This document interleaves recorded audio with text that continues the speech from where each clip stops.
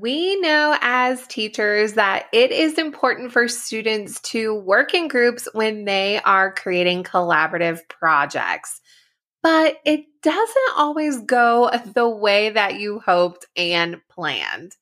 In this episode, I'll be sharing with you ways that you can teach your students to work in groups on their STEM projects and the types of tips that I have used in my own classrooms to help students work together successfully.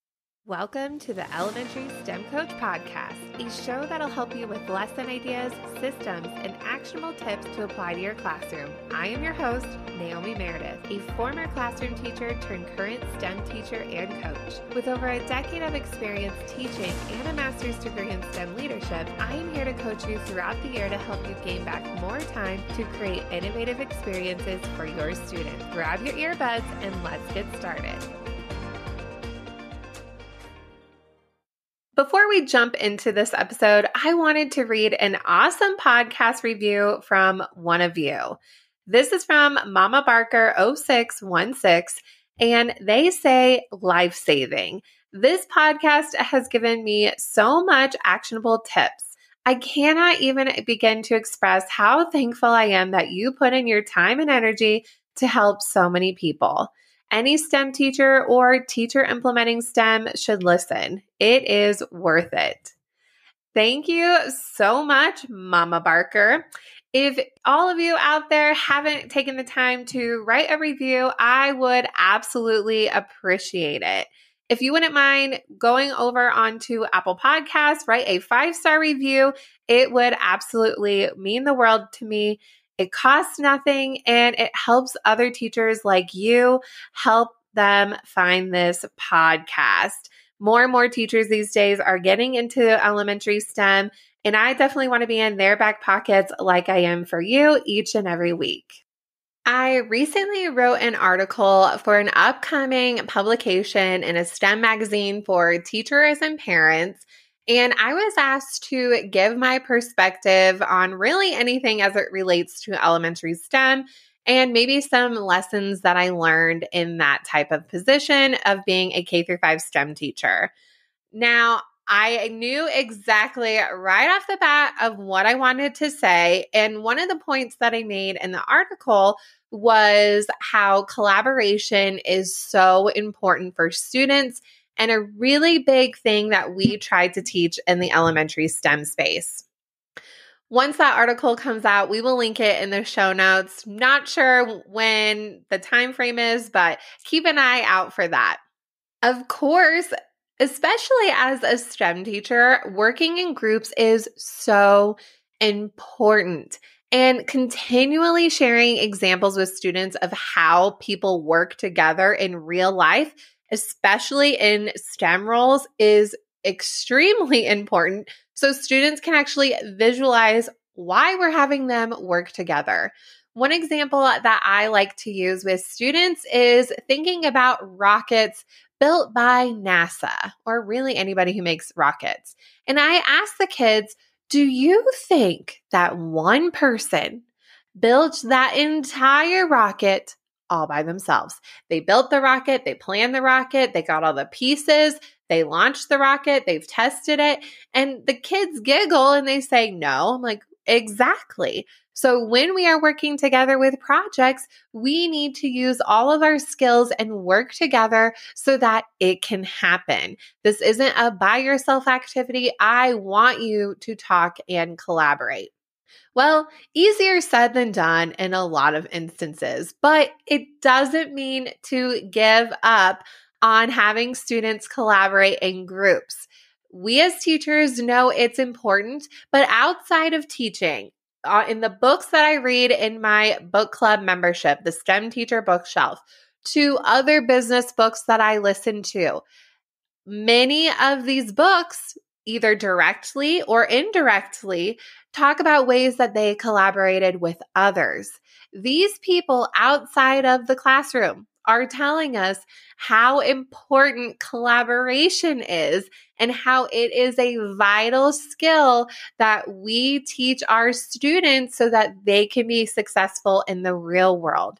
two books in particular that are on the top of my head that are related to STEM, and that one we read in the STEM teacher bookshelf and one sneak peek that we will be reading. First one is Limitless Mind by Jo Boaler, and the other book is Visual Thinking by Temple Grandin.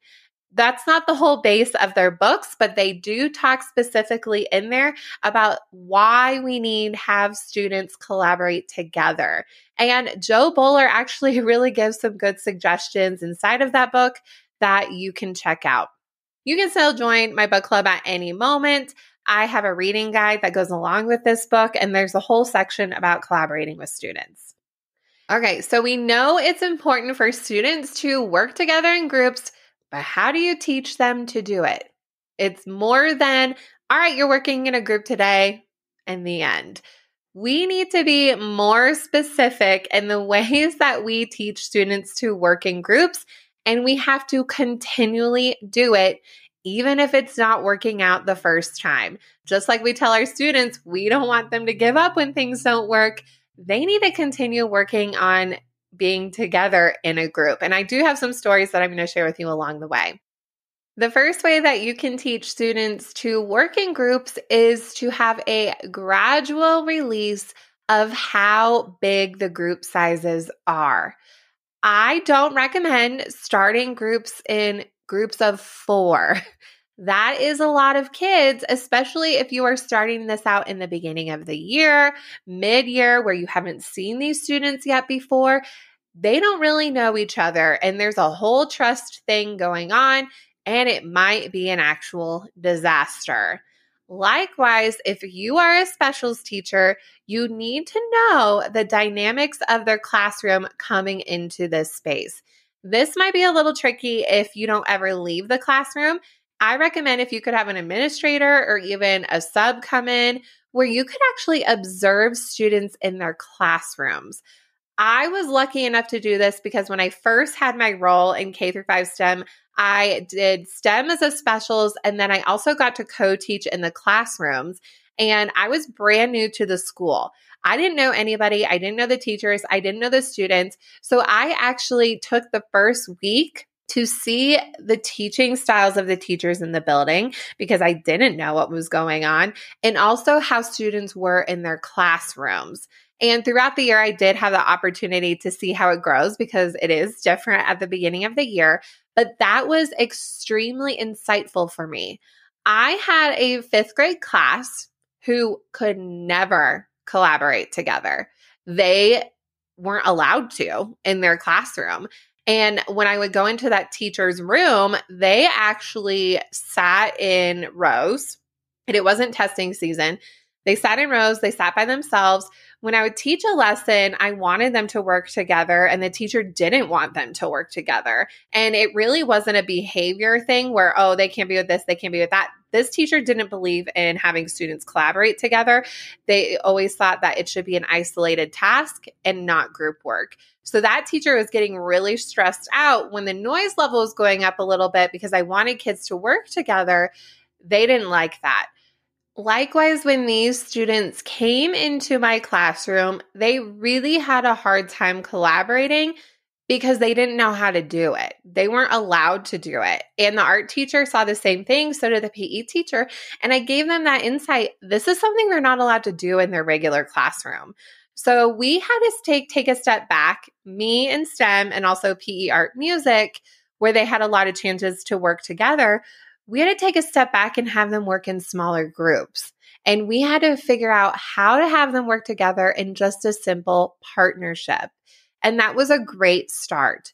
Eventually, I could get into bigger groups of 3 and 4, but we had to start small, and that's where that class was at. Sometimes, some classes might not ever get to work bigger than a partnership. And it might be a behavior issue. This was a teacher's philosophy. This was because they weren't allowed to do this in their classroom. I had a class when I taught 3rd grade, and I knew I was meant to be their teacher. I definitely was the right teacher for them. But having all those students in my classroom mixed up together was a horrible combination. I tried everything, classroom community, all the things. It was just oil and water every day. And the biggest groups we could ever have were partnerships. That's the best that we could do. That's literally where we were at with that classroom. So you just have to be comfortable and gauge your classes to see where they're at. It might be smaller groups the whole year, like my third grade class, or it might be something you start off small and you work up to it. So keep in mind the sizes of your groups. The next way that you can teach students to work in groups is hosting STEM stations. I am a huge fan of doing STEM stations with my younger students, kindergarten through second grade, but I also did play around with STEM stations with my older students, third through fifth grade, my first couple of years in STEM.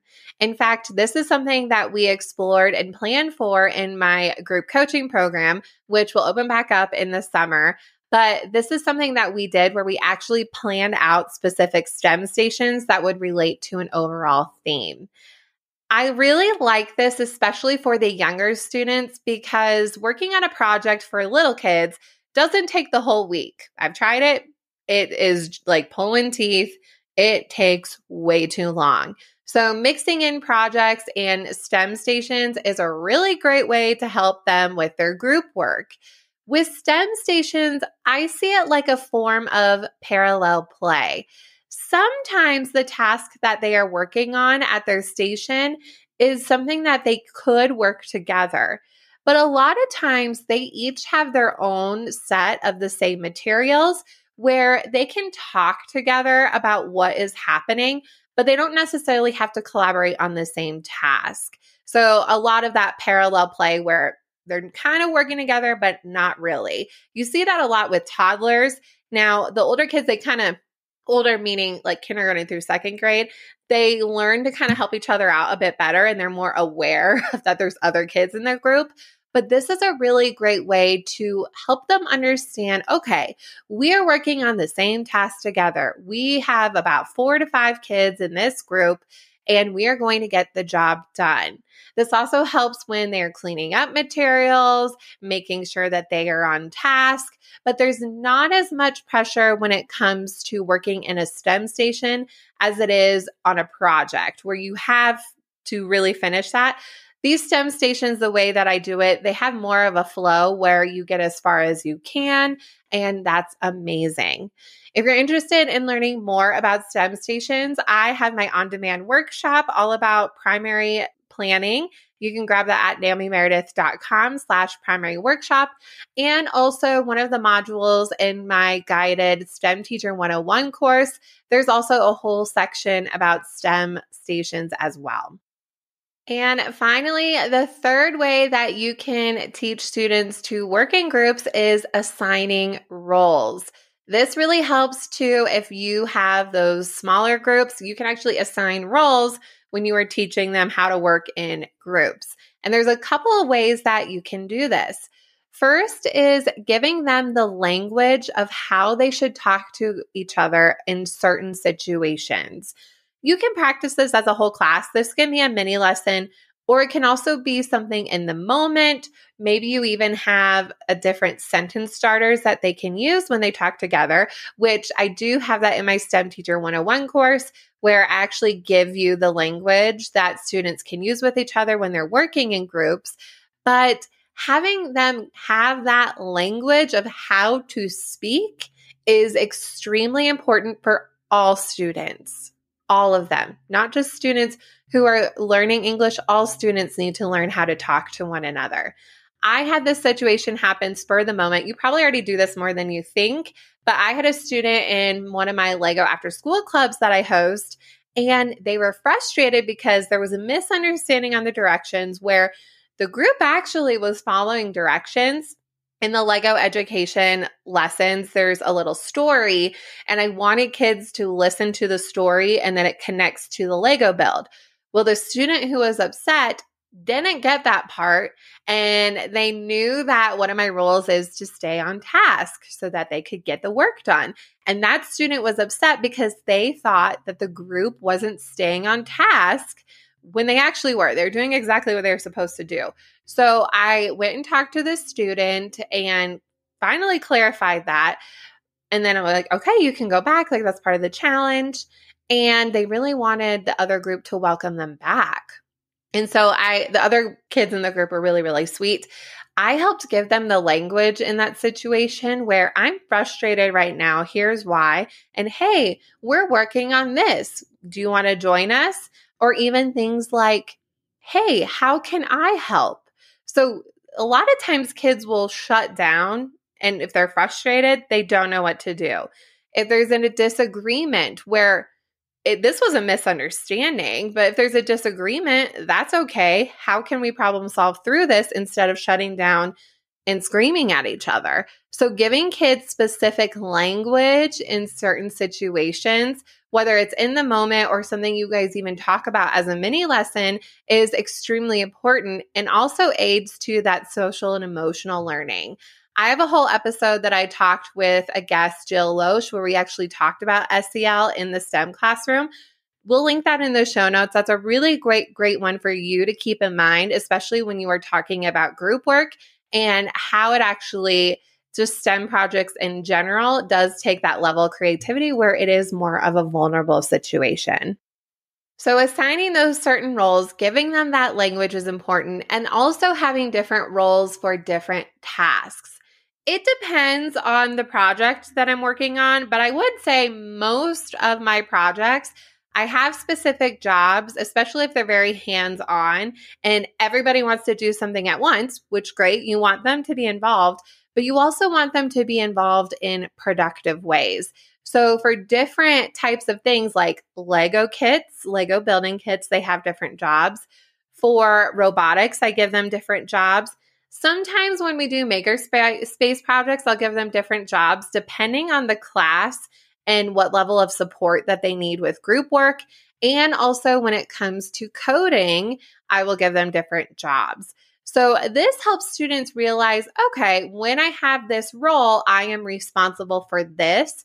And it also really, really helps kids who need that actual visual of how to work with someone. Again, in one of my Lego after school clubs, I have a partnership of these two boys who take their roles very seriously and they're extremely productive. They work amazing together. But I have a student who needs that explicit level of support where I have a job. This is what I'm doing in the job. When we turn the page, we're going to switch jobs. And they actually physically switch spots, which is absolutely adorable. They don't need to do that. Maybe not the most efficient, but they are very clear on the roles that they have. And some students, they're just like, okay, like I'm going to do this job for today. You can do it tomorrow. But there are some students, you could probably think of them right now, who need that explicit, this is my job and this is what I do and I am going to do it until we switch. You can think about switching if it's page by page, if it's like a Lego education build. Maybe when a timer goes off, you could set a timer. They have that job for that amount of time. When the timer goes off in the class, they switch, or even day by day. And again, it depends on the class and the groups, and also the project that you're working on. So inside of my STEM Teacher 101 course, I actually give you different roles with visuals, a definition of what the job is, and how you can actually use it in different projects, along with those sentence starters that are really helpful for kids when they are working in groups. That could be something that is laid out for them, or even things that you print out and hang on your wall that you can refer to. As a recap, here are the 3 different ways that we talked about how you can support students in your classroom when working on STEM projects and working in groups. First is starting small and building up to those larger groups. Next is trying out STEM stations, maybe with everybody, but really for those primary students. And finally, consider assigning roles. Having students work in groups is definitely a process, but a very important one that us as teachers, I know can be really frustrating, especially when there's classes that it doesn't seem like that they can get along. But try out these things. It is worth it, I promise you. And for those different visuals and levels of support and considering the types of roles that you can have in those STEM groups, I invite you to join in the self-paced course, my signature course, STEM Teacher 101, where not only this is a lesson inside of the modules, but we also talk about systems and routines. So giving those a refresh in your classroom, different types of planning structures, and even ways that you can have students self-assess and ways to help you with grading. Thank you so much again for being here, and I will see you in the next episode. Thank you so much for listening to today's episode of the Elementary STEM Coach Podcast. I would love to connect with you over on Instagram at NaomiMeredith_ or send me an email to elementarystemcoachpodcast@gmail.com. Also, make sure to check out my website, NaomiMeredith.com, to see all the show notes from today's episode and shop my K-5 STEM resources. Any questions you have, needs for resources, or ideas for episodes, get in touch. I'll talk to you soon.